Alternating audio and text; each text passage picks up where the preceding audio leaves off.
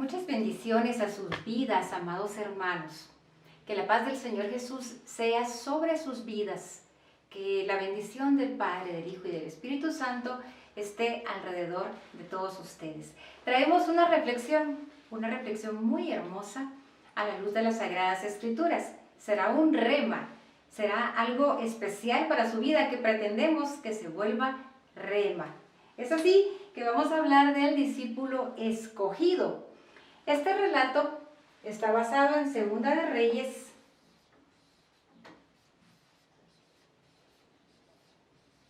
capítulo 5. Acá podemos leer aquella historia de cuando Naamán el sirio, lleno de lepra, busca al profeta de Dios. Usted lo puede leer, tomar su Biblia y leerlo. Leemos de cómo aquel capitán del ejército, imagínese un hombre superpoderoso en aquella época, él fue sanado a través de la palabra del profeta Eliseo.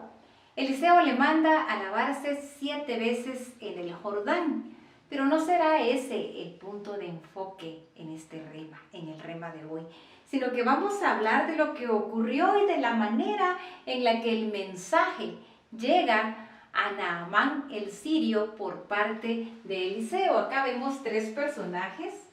Está Eliseo, está Naamán el sirio, ¿verdad? Un capitán del ejército, dice la palabra de Dios. Y vemos cómo Eliseo le traslada el mensaje a Naamán, pero no lo hace directamente. Dice la Escritura que él envía a su siervo Giezi.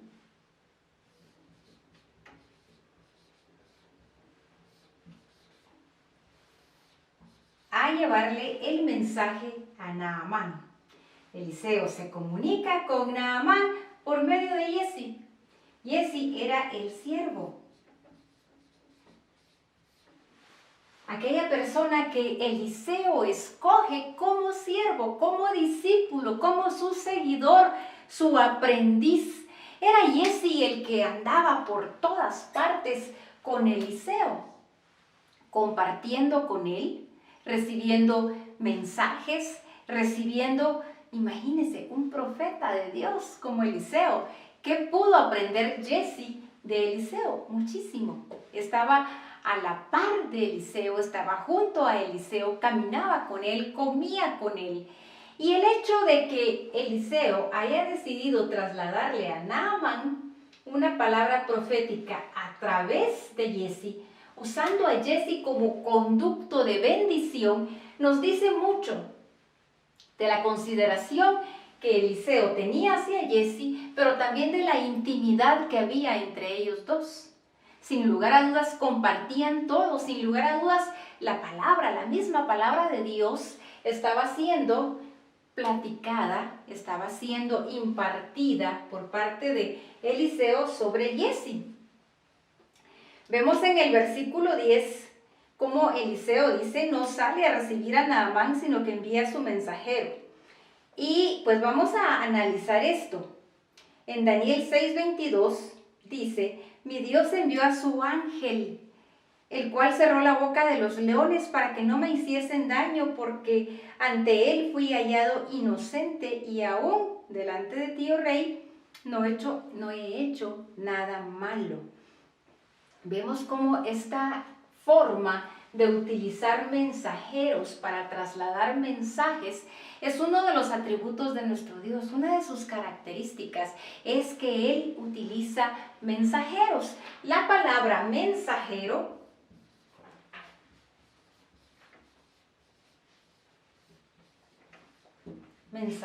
es la palabra malach en hebreo. Malach. Y curiosamente es la misma palabra que se utiliza para ángel.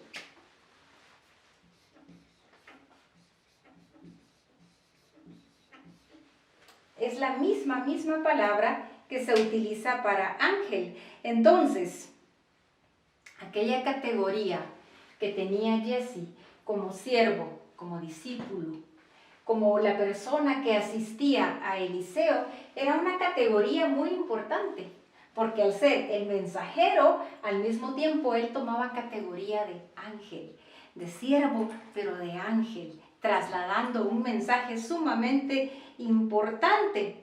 Leamos lo que dice la palabra de Dios con respecto a la intimidad que se maneja entre Jesús y el Padre.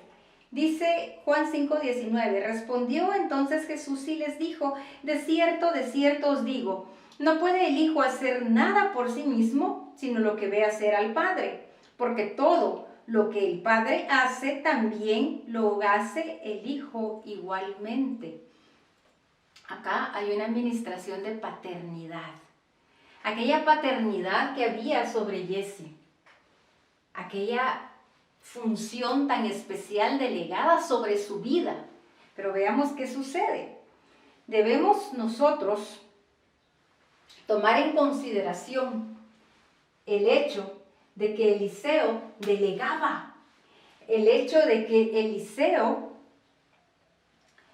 trasladaba órdenes con tal de que el crecimiento de las funciones que él tenía por parte de Dios fueran multiplicadas. Acá había un mensaje importante, algo que trasladarle a un personaje, y sin embargo Eliseo no va personalmente. ¿Será acaso que Eliseo estaba entrenando a Jesse para que en algún momento tomara su lugar? ¿Será que Eliseo quería trasladar sobre Jesse la unción que de parte de Dios él mismo había recibido y lo estaba entrenando en el oficio profético? Podemos pensar muchas cosas. Lo que sí es cierto es que el crecimiento de una obra va a depender de cuánto nosotros estemos dispuestos a capacitar a otras personas. Y es el primer mensaje que podemos recoger acá por parte de este triángulo de personajes que la Escritura nos presenta. La forma en que nosotros entrenemos a otras personas, las tomemos en cuenta, sobre todo en aquello que tiene que ver con la obra del Señor, que necesariamente debe multiplicarse. También en nuestro ámbito laboral, con las personas que nos rodean, cuántas cosas se detienen, porque no está la persona encargada de hacer una u otra función. Cuántas cosas quedan interrumpidas porque no contamos con la persona que digita, con la persona que hace algún tipo de trámite. Cuántas cosas se detienen y también cuántas bendiciones se detienen porque el egoísmo de muchos no permite que sean capacitados más personas para hacer la obra. La Escritura dice que la mies es mucha, pero los obreros seguimos siendo pocos. Qué hermoso es que tomemos en cuenta a otras personas y las capacitemos para hacer la obra del Señor, que eso fue lo que, sin lugar a dudas, Eliseo estaba haciendo. Hay un mandamiento extremadamente importante que nos deja el Señor Jesús y son las palabras que Él pronuncia antes de ser ascendido al cielo, antes de marcharse de esta tierra. Debemos tomar muy en serio estas palabras. Cuando alguien parte, regularmente se pone muchísima atención a sus últimas palabras. ¿Qué fue lo último que dijo? Y el Señor, antes de ser ascendido, esto lo podemos leer en Mateo 28, versos 19 y 20, dice, por tanto, id y haced discípulos a todas las naciones, bautizándolos en el nombre del Padre y del Hijo y del Espíritu Santo, enseñándoles que guarden todas las cosas que os he mandado. Y he aquí yo estoy con vosotros todos los días hasta el fin del mundo. Amén. Este fue un mandamiento. Fue una orden que el Señor nos dio, que debíamos ir y hacer discípulos. ¿Cuántos discípulos habremos hecho? ¿A cuántas personas estaremos capacitando para que repliquen aquellas cosas que nosotros hemos aprendido a hacer? Las personas que somos mayores, la Biblia dice que las ancianas enseñemos a las más jóvenes. ¿Será que las estamos capacitando a nuestras jovencitas para que ellas en algún momento tomen nuestro lugar, repliquen las enseñanzas que nosotros les hemos dado, los consejos, la sabiduría, sobre todo en aquellas cosas que el Señor ha puesto en nuestros corazones.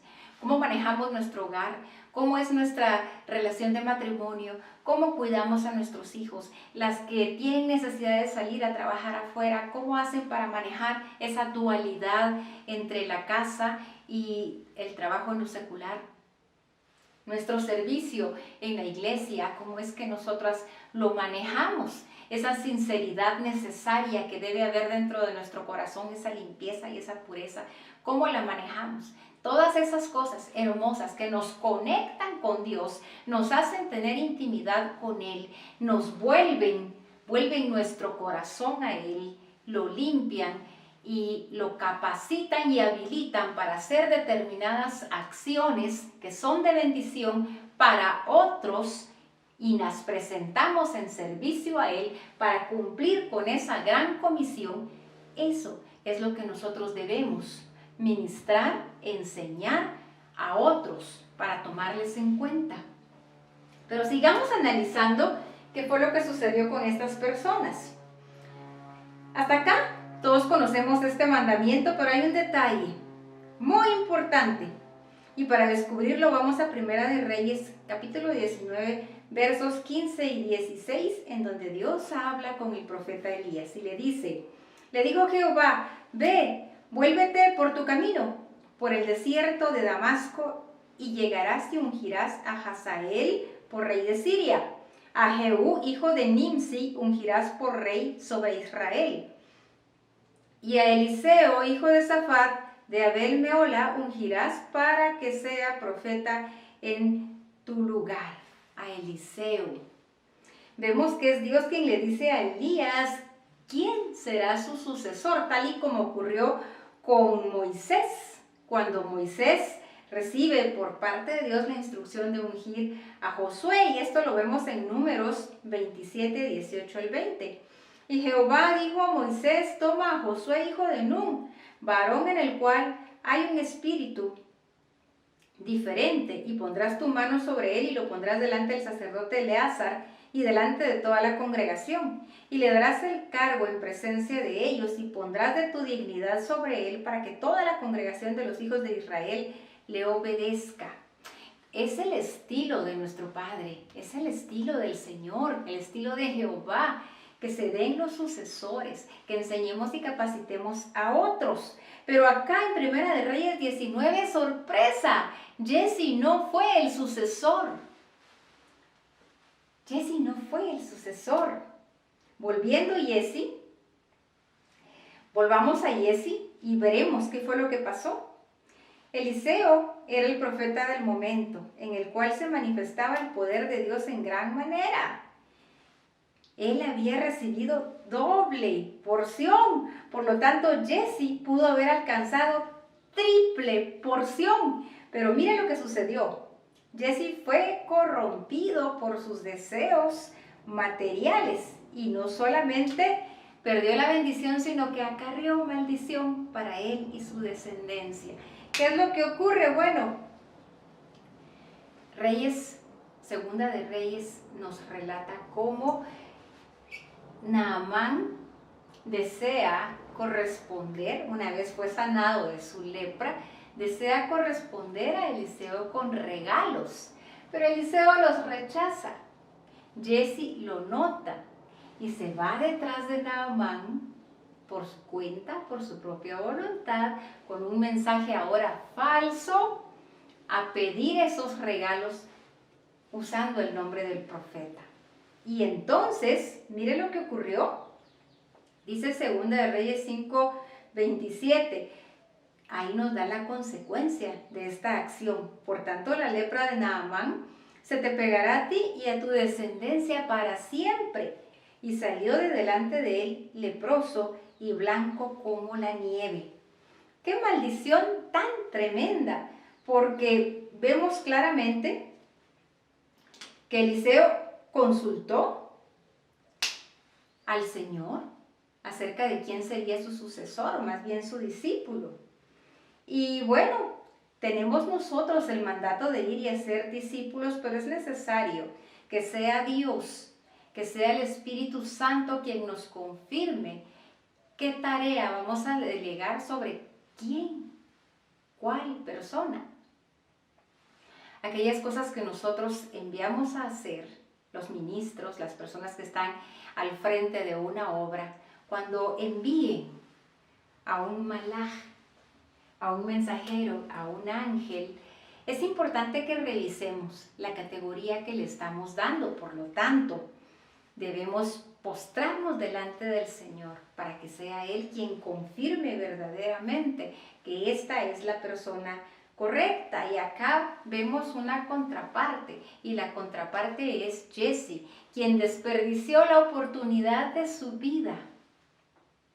A los que somos ovejas y estamos asistiendo a una congregación y somos tomados en cuenta por parte de un ministro para desempeñar alguna tarea, por pequeña que sea, porque no hay privilegio grande ni pequeño. Acá lo importante es reconocer que todo lo que hacemos lo hacemos para el Rey de Reyes y Señor de Señores. Es así que cualquier tarea que desempeñemos debemos ejecutarla con la vista en Él y en el sacrificio que hizo por nosotros. Bien, entonces debemos ser cuidadosos al momento de elegir discípulos. Lucas capítulo 6, versos 12-13 dice: en aquellos días él fue al monte a orar y pasó la noche orando a Dios. Y cuando era de día, llamó a sus discípulos y escogió a 12 de ellos, a los cuales también llamó apóstoles. Acá vemos que el estilo del Padre, la forma de operar del Padre también está en el Hijo. La Escritura indica que antes de la elección de los apóstoles hubo un tiempo muy importante de oración. El Señor Jesús no les llamó por afinidad, por gusto, por parecer físico. No, Él les llamó porque había orado y el Padre les señaló quiénes debían ser sus discípulos. Veamos qué fue lo que sucedió con el apóstol Pablo con respecto a Timoteo, y vemos el mismo espíritu replicándose.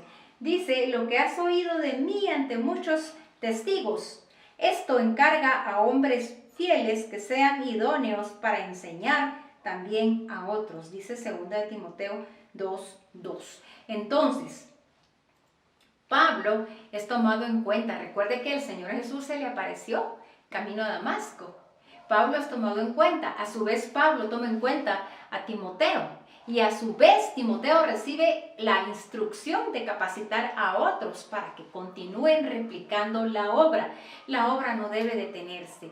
Lo que sí es cierto es que debemos ser cuidadosos, meditar y reflexionar. Recordemos, debemos hacer discípulos, porque ese fue el mandato del Señor antes de ser atendido, antes de ser ascendido.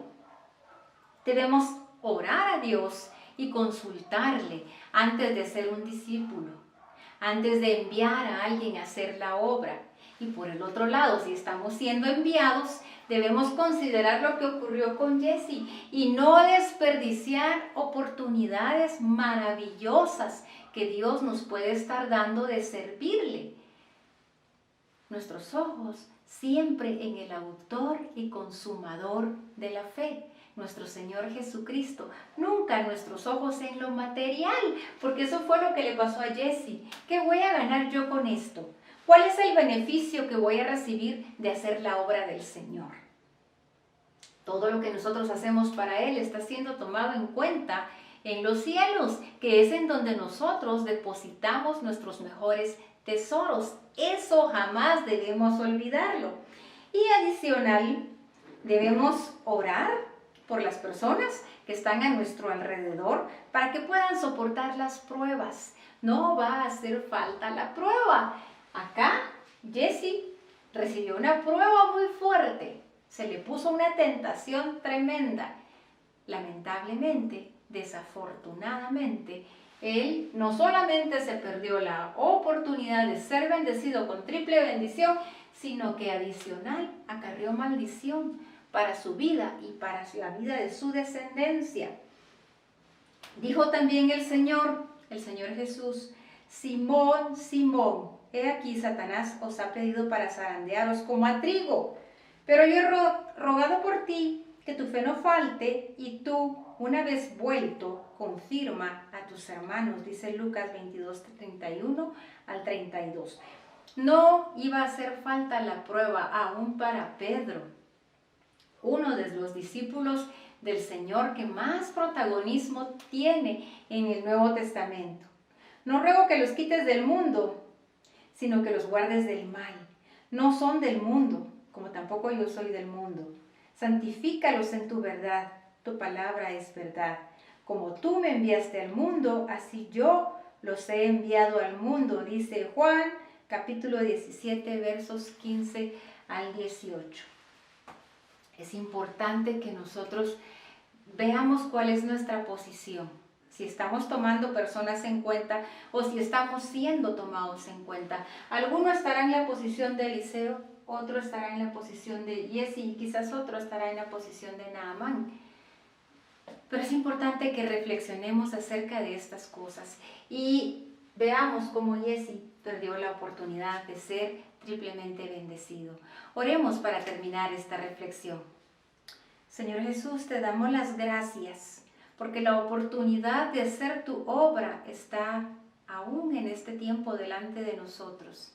Tu palabra dice que la mies es mucha y son pocos los obreros. Ayúdame, Señor, a hacer tu voluntad. Ayúdame a que si estoy siendo tomado en cuenta en tu obra, yo pueda hacerlo con denuedo.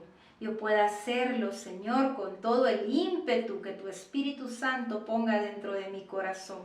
Hacerlo con limpieza, hacerlo con sinceridad, hacerlo, Señor, con el entendimiento de que todo lo que hago está siendo tomado en cuenta en los cielos. Y no poner mis ojos en esta tierra, Señor, en donde lo material se corrompe, en donde lo material se acaba.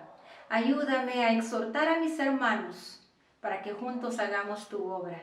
Ayúdame a tomar a otros en cuenta y motivarles a que juntos cumplamos con esa gran comisión que tú dejaste escrita en tu palabra. Las palabras que tú pronunciaste antes de ser ascendido y ser sentado a la derecha del Padre. Amén y amén. Muy bien, yo espero que esta reflexión, que este rema, haya sido de su bendición. Nos vemos en el próximo. Bendiciones.